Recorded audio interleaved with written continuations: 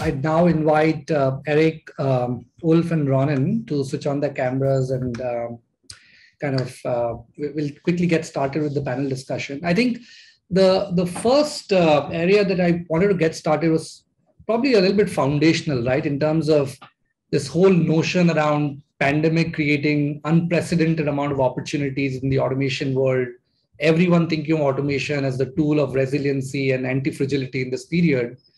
The question I have in mind is, as we're coming out of the pandemic, as someone who's leading large platforms, large automation platforms, in your observation, are the tailwinds coming to an end, right? Because we are observing, at least in our customer conversations, that while they were desperate, customers were desperate to do automation, today the desperation has actually kind of evaporated, right? And companies are becoming a little bit more deliberate, they're a little bit more broad-based in terms of thinking of business outcomes first and then thinking of technologies later.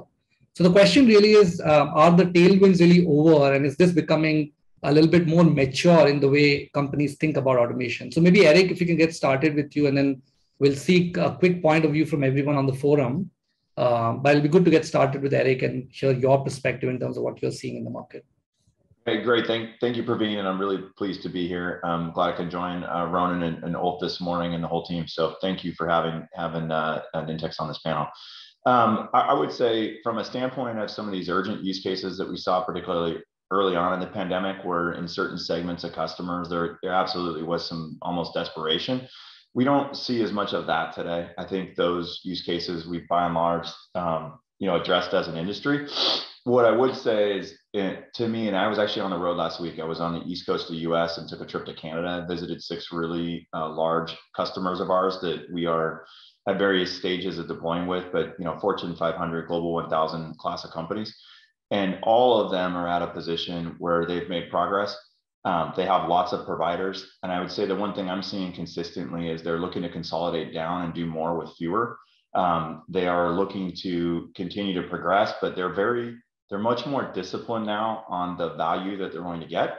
And they're very clear that, look, if you can help me in these areas with significant ROI, we have funding for those. To the extent that it doesn't make sense, or maybe someone's one of the people that doesn't have quite as big of a footprint, you may be in a position where you get consolidated out. Where I'm also seeing in the last, I'd say probably 2 or 3 months, we're seeing more organizations start talking about discipline on their budgets and talking about, geez, economy looks like it could be slowing down. So things that have really high, immediate, clear ROI, they'll invest in, but they are getting, I think, a lot more disciplined on what it's going to be. And I think I've even read a few headlines in the last week or so, maybe even yesterday, I read about Salesforce now taking some expense actions. And so I do think the economic environment overall, the amount of time that we've been at this, you're starting to see some pretty serious maturation in the market. I still think it's a very, very healthy market with a ton of opportunity. I mean, I came home from last week a little tired, but very upbeat on the possibilities for the company. Yeah, I think it's very interesting. So what you're really saying is there's a lot more discipline in terms of who do they work with, and there's a lot of discipline in terms of which use cases they go after, right? All ROI aligned and business outcomes aligned, right? Ulf, in your observation, you are leading this platform from a different vantage point, different geography coverage, different use cases. Do you resonate with what Eric is hearing in the market? Do you have any other perspectives that's coming from your base of customers? First of all, thanks very much for having me and having Abby. Very pleased to be here on the panel and with you all, and congratulations on the report. I completely agree with what Eric said. That's what we see as well across the board. North America, Europe, Asia Pacific, Japan, same thing really. I would say maybe a little bit more aggressiveness in the Asian region and Japan as well. Whereas definitely the keywords here are focus and focus in terms of both use cases, as Eric was saying, and who they're working with. I think that to extend what Eric said was really that what we're seeing is the desire to build these long partnerships. So basically find your vendor, work with that vendor, in your larger digital transformation or intelligent automation projects, and do that for a longer period of time. So I think one thing that we don't know and our customers don't know exactly what are they going to do and where they're going to be in 2 years' time.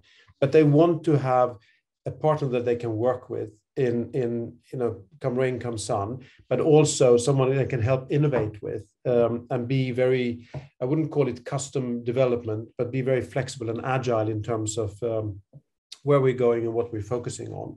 So I think we're seeing much of the same. Got it. And Ronan, I think you are a very interesting company. You have a little bit China leverage and you have a big international footprint as well.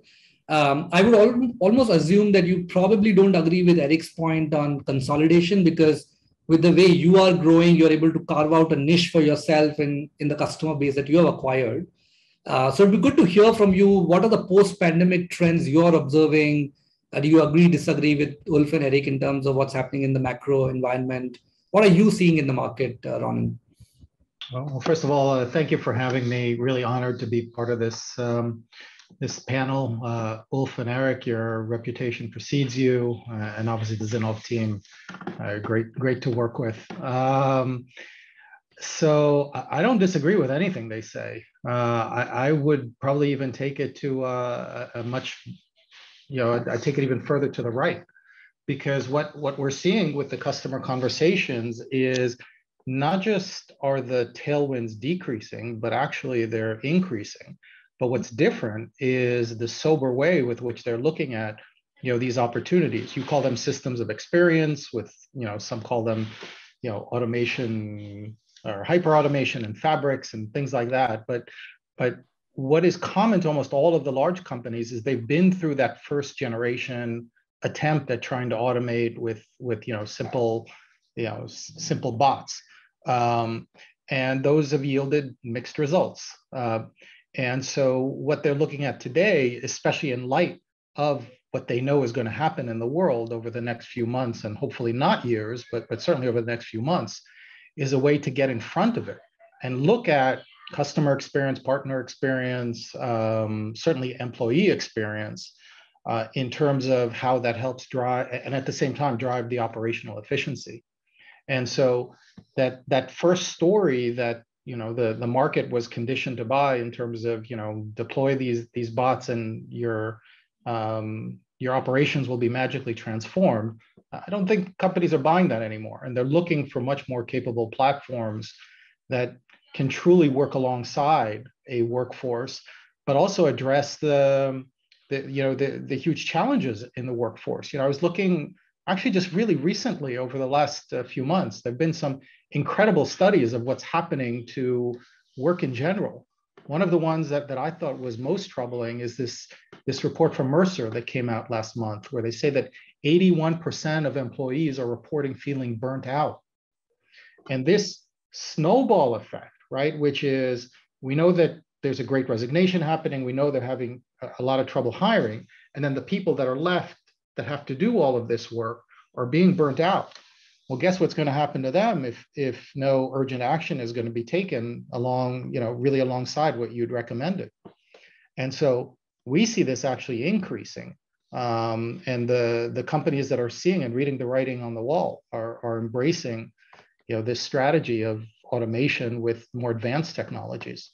That's very interesting. So the one thing that, maybe Nishcha, you may want to add in here, but the one thing that we oftentimes get confused with is this whole notion of most of the platform companies casting a wider net, right, and acquiring thousands and thousands of customers, right?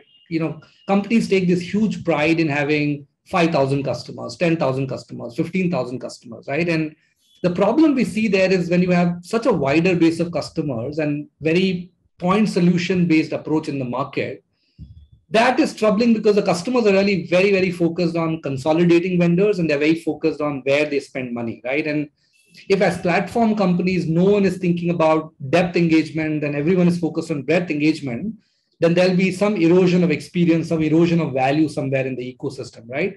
So Ulf, I want to come to you to have a point of view on this one in terms of, and one of the recommendations that Nishchay called out was precisely on narrowing focus on top accounts, making them bigger, deeper engagements with them, etc.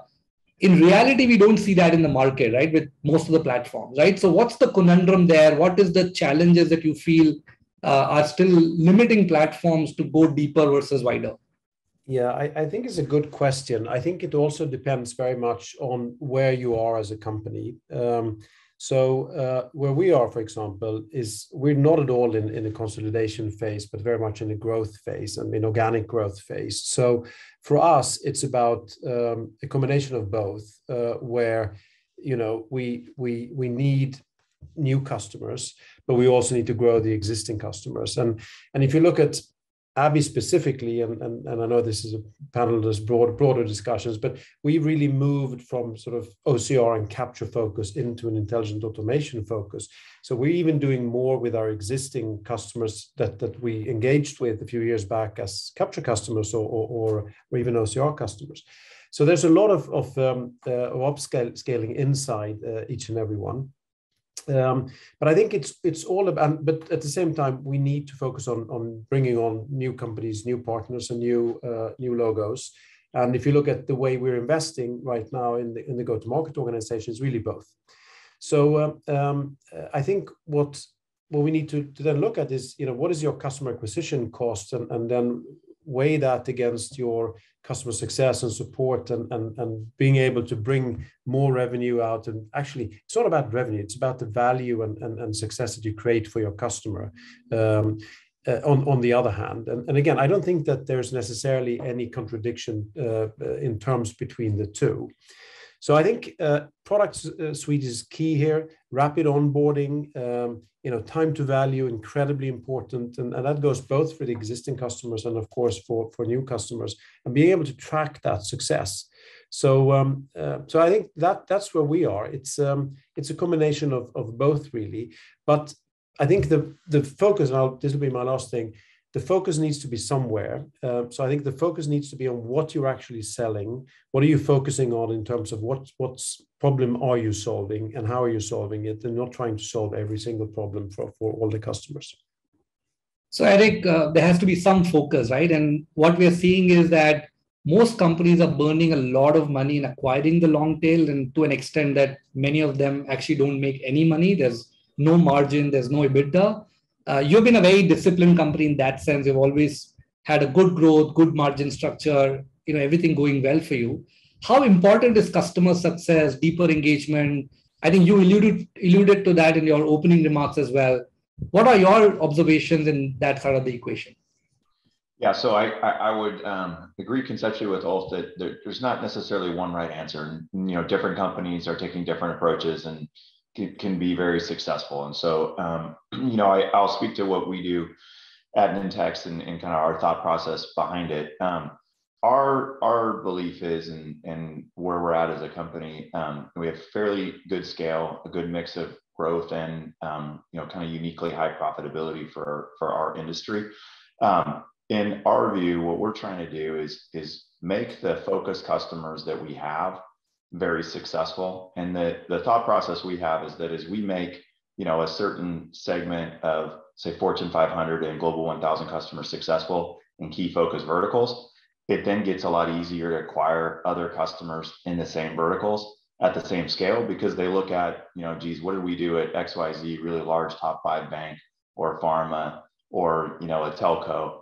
And then it's easy to go repeat that. And so part of our whole thing, and I like to look at, I think a company we have a lot of respect for, and I've had for years in terms of how it's run, is ServiceNow. And if you look at ServiceNow's profile, right, a big reason why it's able to grow at scale super profitably is it's got extremely high net retention rate with existing customers.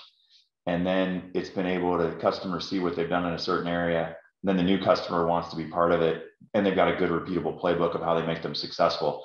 So I would say if you look at our financials, there is a heavy impact from existing customers and existing customers growing, but that has translated into some success efficiently with new customers.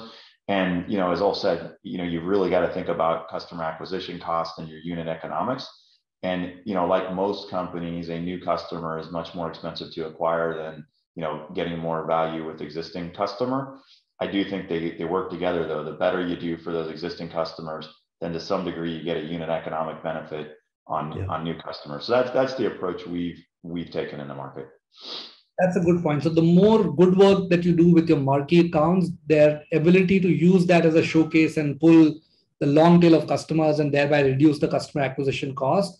I think that plays out very well in an economic model per se, right? So well, and the other thing too I was going to say, Praveen, is that we're in a dynamic environment. I think Ronan, you referenced the whole statistics around people leaving and changing. Well, when people leave one of those places you've been successful, now they show up in some new place you've never been, but they want to work with the providers that made them successful. And so that's another benefit we've seen is sort of the referrals from almost like the customer alumni network that we've been able to build over time. So just extending that conversation a little bit more on the product side, Ronan. So as you think of these depth and breadth engagements, right? How critical in your view is making the platforms hyper specialized, right? Specialization could be in form of verticalization of the platform, could be around very specific use cases like, let's say, F&A or customer service or what have you. What are you seeing, right? One of the things that Nishchay called out was this whole need to focus on hyper specialization because customers are looking for outcomes, right? They don't care about technology. And if you understand the domains, your ability to deliver outcomes increases, right? But in reality, most platforms haven't really done that. In fact, some of the platforms pre-pandemic who are actually going down the vertical routes, we are now seeing that they are also actually becoming a lot more horizontal because selling vertical has been very, very challenging, right? So while in theory it makes sense, seems like in practicality, companies are not able to make that shift, right? So what are you seeing in that side? Are customers demanding for specialization? How should platform companies think about it?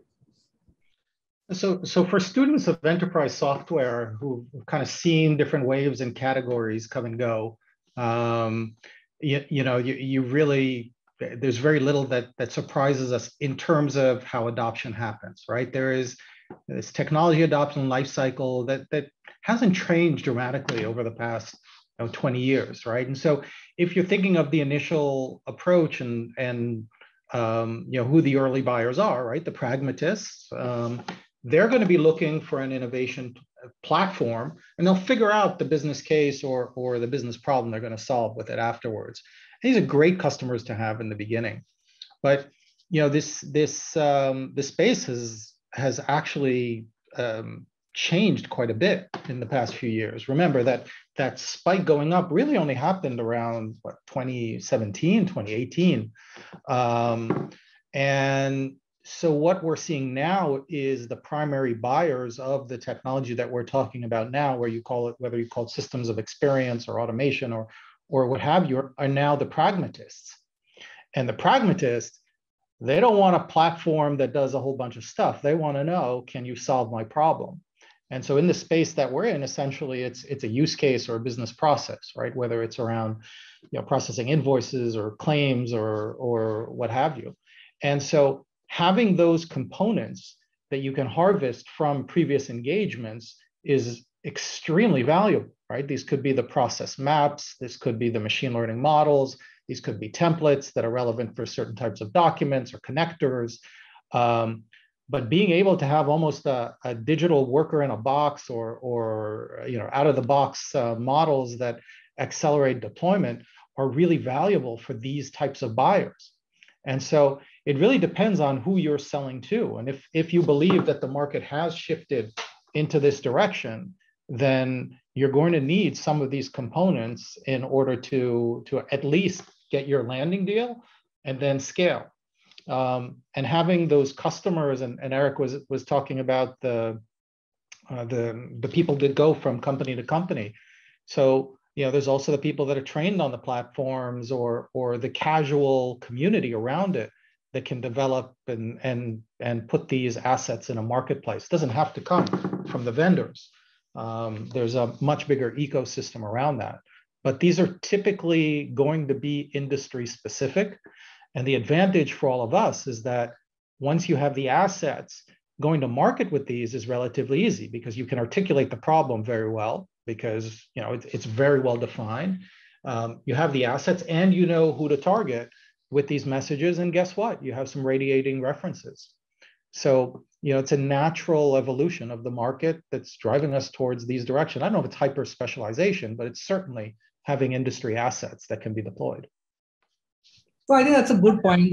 One challenge we've oftentimes heard from companies is that while the tech stack or the platform could orient towards a vertical, the bigger problem lies in orienting the go-to-market teams around those vertical narratives, right? Suddenly you need a very different skill set, very different set of people who understand that domain deeply, right? So Ulf, Ronan's talked about the whole platform transition into specialization. What are your observations in terms of go-to-market orientation for platform companies around specialization? How easy or difficult is that for companies to navigate through? I'm not sure I fully get the question. If you could repeat it again, because it's not entirely clear what you're asking for. Yeah, I was just saying, like, if you think of the whole vertical specialization point that Ronan is talking about, right? So yeah, get the point that, as a platform, you can orient the platform towards a certain industry use cases, right? The problem that we hear from platform companies oftentimes is that the platform might be ready. The go-to-market teams are not ready, right? The go-to-market teams don't understand vertical sales, right? They don't understand the domain. And if you have to build that team, it takes pretty long time to find the right talent and enable them, right? Is that real? And how do you solve for something like that? Is where my question was really. Yeah. Okay. No, I agree with that comment that it becomes very expensive and difficult, and you become almost a little bit of hostage to your own knowledge, because you have a number of people and you have a number of skills inside your company that you're then perpetuating, and that's very important, of course. But at the same time, to scale that is actually quite difficult. That's our experience. But to be perfectly honest with you, we have never really been in that situation. So for us, it's more a horizontal offering where we focus religiously on document understanding and process understanding, and we add to that the word of simplicity, so that we can really work with any platform. We can work with most ISV platforms, and we can work with partner platforms. And we basically, when we built our next generation IDP platform, it was all about, we had not only the end customers in mind, but we also had the partners in mind. And partners could be a delivery partner, or it could be another software vendor. So if we work with an RPA vendor, it's very easy for them to address the document understanding problem with the help of Vantage, for example. So for us, it's all about this simplicity, and that has also made it easier for the sales force and generally our marketing and the whole go-to-market organization to explain the value proposition to the end user. Hey, you have 2-3 different automation platforms, but we are helping you with the use of Vantage, that you can actually do your document understanding, provide the capabilities for document understanding to all of them. And the same if you go to an ISV, is that you can connect very easily with the help of our connectors. And thirdly, if you go to a delivery partner, well, you don't have to spend an hour, a year to understand the complexity of the platform. It's actually fairly easy both to understand and deploy. You can focus them as a partner on doing what you should do, is really building value to your customer and help them with their automation project. So I don't know whether that exactly answers your question, but I think we've gone about it a little bit differently by trying to focus on what's simple, both for the end customers and for the partner network. And if I extrapolate a little bit of what you said, Ulf, I think if you're a horizontal platform, maybe keeping the messaging simple, the use cases simple, and driving it through marketing makes a lot of sense. But the moment you think of verticals, maybe your partners become extremely important in that equation, because they can bring. It is true. It is true, and obviously, your go-to-market strategy is always not as easy to explain in 1 or 2 sentences. But being a horizontal player doesn't mean that we're not building specific competencies in certain industries where we do more. So transport and logistics, very important to us, insurance, financial services, government. And of course, we gain knowledge in these areas, and we are constantly improving and hiring, etc. But I wouldn't still say that we're a horizontal player for that. The other thing, and I'll finish after that, the other thing is that The way we've built the platform is that we deliver them in form of skills. They solve a particular problem. You can then argue that you go into a more complex problem, that becomes a solution. So your skill actually grows in importance into a solution that is very specific for a very specific use case or a specific vertical. Absolutely, absolutely. Eric, anything you're observing in this side?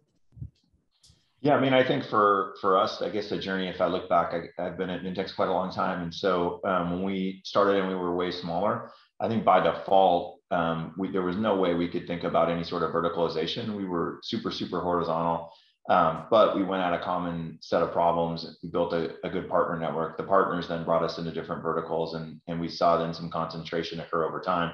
You know, today we're probably about 7 times as big as when I started.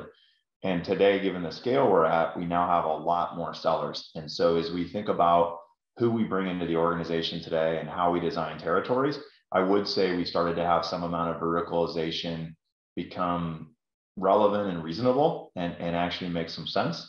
But it has been a long journey to get there. And if I was to project out, another 4 or 5 years when hopefully we're, a few more multiples bigger again, I would imagine those territories get even further refined. I think, both Ronan and Ulf, I think we would all agree, the more that you can make a job repeatable for a certain type of seller, then the more success they have, right? And so that partially comes down to the focuses, and doesn't have to be vertical. You could focus on a certain use case, a certain type of buyer.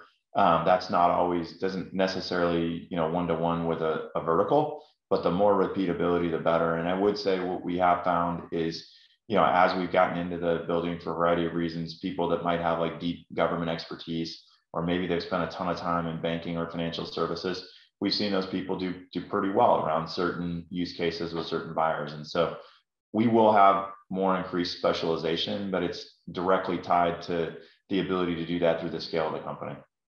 Interesting. Great point, Eric. And just to add, I think, Eric, you earlier made a very interesting point on how the enterprises today are working with multiple platforms, and there's this big push towards consolidation and doing more with lesser number of platforms. If we overlay that with this whole discussion we're having around hyper specialization, how do you think the super verticalized platforms will fare, right? I mean, are they at risk of being displaced or consumed by the bigger horizontal platforms, or would they still have a play in these kind of enterprises? So what are your thoughts on that? Yeah, so I mean, and let me just first off say, I mean, we all come at it from different perspectives. I'm probably a little bit biased because we clearly are running a play to have more capabilities, so that as customers consolidate down on vendors, that hopefully, we can be one of the few that they'll go with going forward.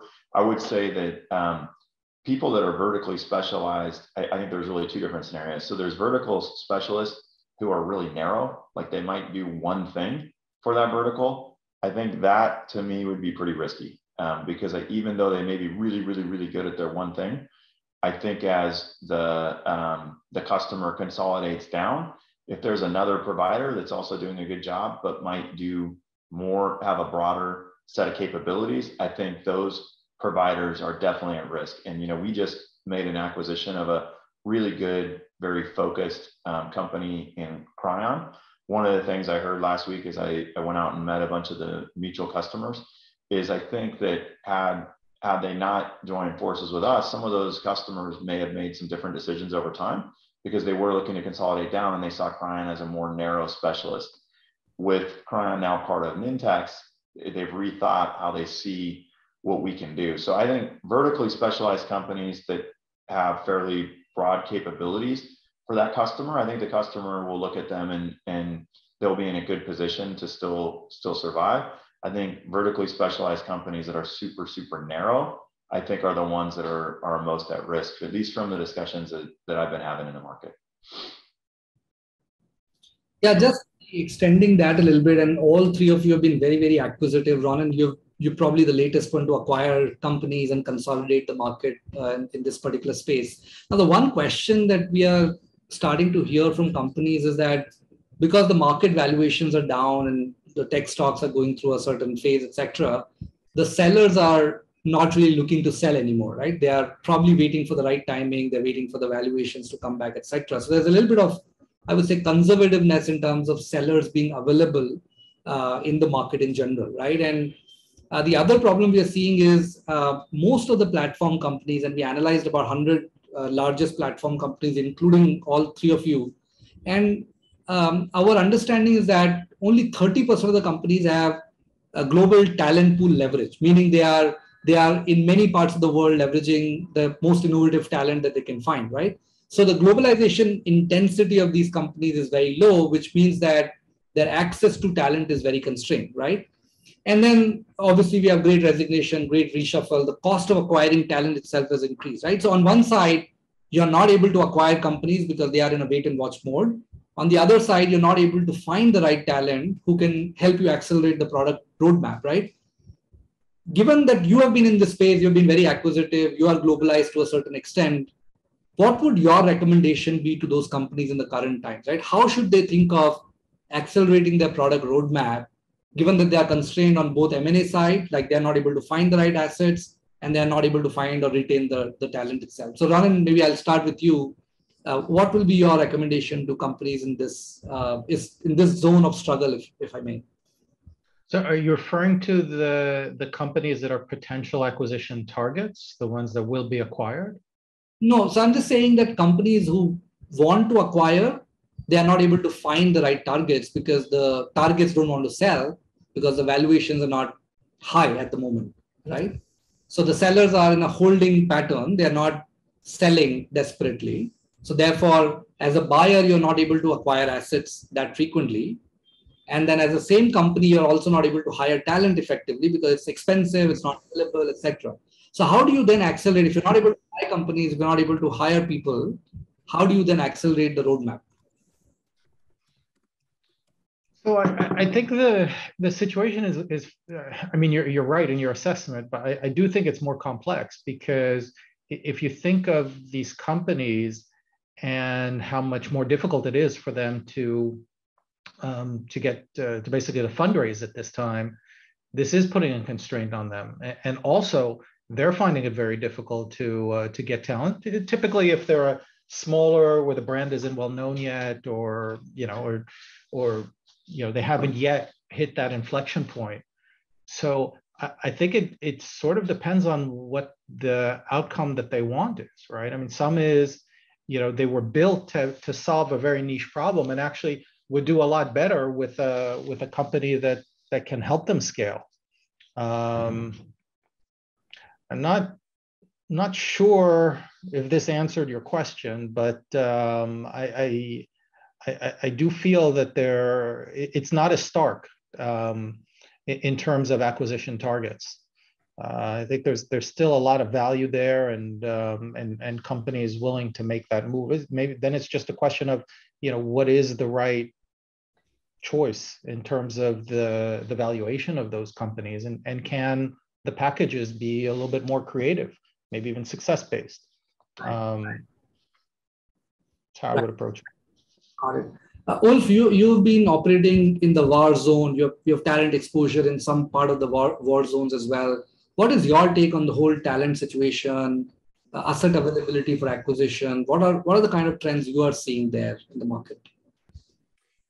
So I think the battle for talent will definitely remain. I do think, for the reasons we've discussed already, that the job market will become a bit less tight and frenzied, and I think that would be good for everyone. I think what we're also seeing, so that's one part. The other part is, of course, that was coming out of COVID, which really changed everything in terms of how we work as companies. My personal view is that we just need to get people back to the office, and I don't think we will ever get back to a five day working week. But if we do a 2-3 day working week in the office, I think that's crucial. I think companies, we're doing that. I think companies need to push that.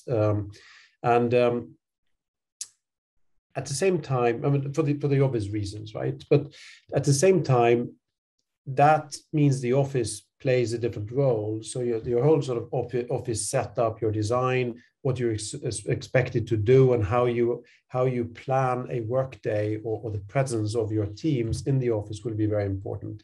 But then obviously how ways of keeping talent will proliferate. I mean, it could also be local work hubs. It could be, you know, the whole thing is about gyms and individual trainings, etc. But leaving that aside, I think there's one really important part in a hybrid environment, and particularly on the back of what we've now seen in terms of people leaving and coming and going into new workplaces, many of them not having met your colleagues or your bosses, is how do you retain and build your culture? And the culture is not only sort of if we're good to each other or how we get on, but it's very much about who are we as a company? What is our DNA? How do we train our managers, middle-level managers, high-level managers, so that it's rather similar across regions, across functions? How do we make sure that we're talking about the same goals? How do we make sure we talk about the same ways of reaching these goals? That is going to be is already very difficult, and is going to be remain very difficult, and something that we all have to tackle, because it's now, whatever it is, 2.5 years ago since we started the first lockdowns from COVID. And if you look at most companies, it's it's double-digit change in staffs of the turnover. So we are now at the stage, and we've probably been at the stage for a while, where that needs to take front seat in our thinking. Understood. Eric, anything you are observing in the side? Yeah, I mean, I actually, I think there was a comment Ronan made around, you know, it's not necessarily as I can't remember the word, but bleak on the acquisition front. I would share that sentiment. I mean, I think that, you know, look, the stock market, super large adjustment. You know, I look at my little tickers every day and track some of the more notable public names. I mean, they are, you know, way down from where they were. But when you look at the valuations they have by historic standards, they're not necessarily, I mean, with the exception of maybe a couple cases, they're not terrible. I would also say that when you think about the companies that are maybe, whether it's venture, whether it's private equity owned or still founder led and run, you know, people are always making that evaluation of kind of where they are now, you know, what does the future look like and how long do they want to wait? And I think even in times like this, there are going to be companies, I think there will be less companies maybe proactively running processes, that I do agree with.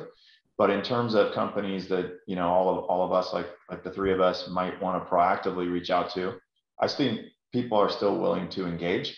I think that while we, you know, they're probably not going to necessarily accept some of the really beaten down valuation perspectives. Some of them, just given their life cycle, may actually be willing to, you know, do a deal at you know, a balanced level, right? Maybe better than what we might see on these public company markets to some degree, but maybe less than they would have been hoping for 6 months ago, because the alternative is maybe you wait a year and a half. And you know, one of the things that you'll hear a lot of investors talk about is, you know, when they have a little bit of momentum, you know, it doesn't necessarily mean it's going to stay forever. And so if you have an opportunity to do something that makes sense for your organization at a, you know, a reasonable, fair valuation, I think people are still gonna work. And I think Ronan's also right that in terms of structuring, you know, there's creative ways to address some of the concerns that people have. So I personally think there's still going to be a fair bit of activity. And I think you're going to see it in different zones. I think that, you know, the very most successful organizations, some of those probably do end up waiting because they can. I think then there's a class of companies that are, you know, doing solid, but would be open to doing something. And then there's probably some class of company that, you know, definitely has some goodness to bring to the world, but maybe is having a little bit more of a struggle. And I think bucket 2 and bucket 3 are definitely going to be open to doing something in my estimation. Interesting. That's a good point of view. Just in continuation to that, what's your observation or views on globalizing operations for talent access, right? Because most of the companies, in our view, haven't done this. They haven't really leveraged global talent hotspots for engineering or go-to-market. But is that likely to change as we go forward, Eric? What are your observations on that side? Well, the pressures the world is putting on all of us, I think are absolutely driving. I mean, the discussion I have with my team and some of our leaders almost weekly now, actually weekly, is I will get a call from somebody or I'll get an email and I'll find out about somebody who might be resigning. And one of the questions I always ask is, okay, as you're thinking about that backfill or what we're going to do going forward, do we have an opportunity to maybe consider a different location that might be more advantageous to the company? And our leaders are definitely taking that pretty serious. I think we people in some of these talent, every company's got different locations that they leverage. In our case, that is, we have a pretty good operation in South Africa. We have a very nice center in Malaysia, and we are doing more there. We feel like we have a little bit more of a talent advantage there, and we can hire, more people for the dollar that we're willing to put in. So I think you will see more of that in the coming months and quarters. Very interesting. I know we are running out of time, but one of the last sections I wanted to touch upon was really this whole focus on pricing. And again, the question that platform companies are asking, and I think all three of you are a good example of that, right? Most of the automation companies are doing backward or forward integration, right? So companies are trying to bring process intelligence, document processing, RPA workflow, AI, all of this together, stitched on a common platform, right? So they are either integrating point solutions, building natively, with the ultimate objective of being truly relevant in the hyper intelligent automation workflow, right? The end-to-end workflow. The question that they ask is how to think of pricing, right? How should we package this platform so that it becomes consumable for the enterprises, right? So Eric, Ulf, and Ronan, if you can all provide some perspectives in terms of, as the platform capabilities expand to cover all segments of the hyper intelligent automation value chain, is there going to be a significant change in pricing? Is that advisable to think of pricing in a very different way? Eric, any thoughts, any suggestions you have on that side? Yeah, I mean, it definitely gets more complicated. I think in all of our cases, we've added to our capability sets. We've added to the number of buyers we can address. And so it does get more complicated, right? Some of these things naturally have pricing models that fit on a standalone capability level. But when you're offering, 3, 4, 5, 6, 7 different capabilities, and then you're starting to get, certain customers that want to have either all or the majority of them, it definitely does get more complex. I mean, we have been working through our own pricing project as we go into our next fiscal year. And the way we're approaching it is to try to create more logical bundles. So back to that question of verticalization and use cases, we have created some logical bundles that we think are appealing to customers and simplify what our sellers have to do. And then on the very high end, we're launching some enterprise buying programs that allow for a lot of flexibility and customization and evolution for the customer. So certainly, yeah, I mean, pricing and packaging matters. I think it's partly you got to do the right thing for the customer and take some of the friction out. And then it's also an opportunity to drive up, ASP and ARR per customer. So that's the approach. It's not simple though. It's definitely complicated. Wolf, your suggestions? Say again, please. Any feedback from? No, I was nodding. I think the principle we're trying to follow, and I think all of us do, is really to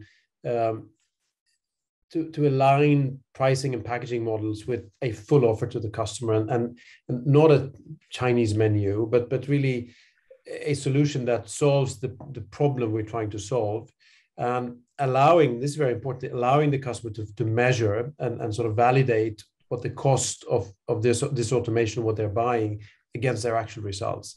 So if we don't make it easy for them to measure and validate, then it's very hard to actually come up with a value for them and thereby for a price for us. So I think that's how we try to guide ourselves when it comes to bundling and pricing. Yeah. Got it. Ronan, your thoughts? Yeah. So first of all, I just want to touch on what Eric mentioned in the previous comment about talent. And I'm actually quite jealous that he picked up this company recently that's got probably some of the best talent in the industry, certainly from a country perspective, and it's going to be a platform to attract some very good talent in the future. So congratulations, Eric, on those guys. On pricing, yeah, absolutely. I felt for a long time that the per bot pricing, or those kinds of bundles that are currently on offer aren't necessarily the best thing for the customer, because they don't know how many bots to buy, and they'll always buy to max capacity, even though they're underutilized. I think there's some voices in the industry that are talking about the whole value-based pricing, outcome-based pricing, revenue sharing, and we've got a couple of those. It's not easy. It is complex. There's certainly risk involved with it, but if you find the right customer to do this with, it can be very beneficial for both. I also think that also internally, for an executive to make the case to purchase any type of automation and the pricing is based on the business results, think of how much easier that's going to be to get across, get board approval for that. So that's definitely something that I think our industry should be doing a lot more of. Yeah, I mean, when we look at the examples in the SaaS or software world, I think companies historically have packaged different capabilities under an enterprise agreement, and they have followed it through with a very deeply focused customer success team to drive consumption, right? And maybe that's the kind of flexibility customers need, that they have access to everything, and there's support from the platform providers to even drive up the consumption, identify the right use cases, make the platform work. Maybe that's the kind of thing. I mean, Microsoft and AWS and all of these guys have thrived on this kind of model.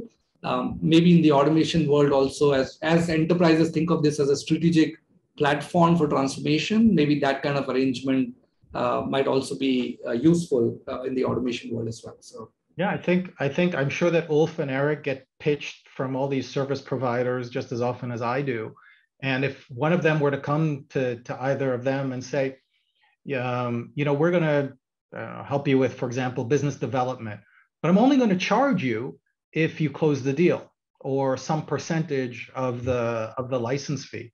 That's a very different, more compelling conversation than, I'm going to get 10 BD reps and we're going to make 100 calls a day, which isn't really outcome driven.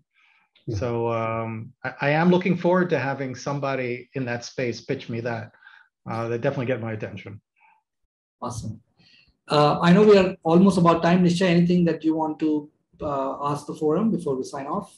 Yeah, I just wanted to ask, I think as a follow-up question to Ronan, I think Ronan, you recently announced a very unique pricing strategy. So do you want to touch upon that? I think there was some outcome-based linkage to returning the money, etc. So if you want to touch upon that unique strategy, I think it'd be very helpful.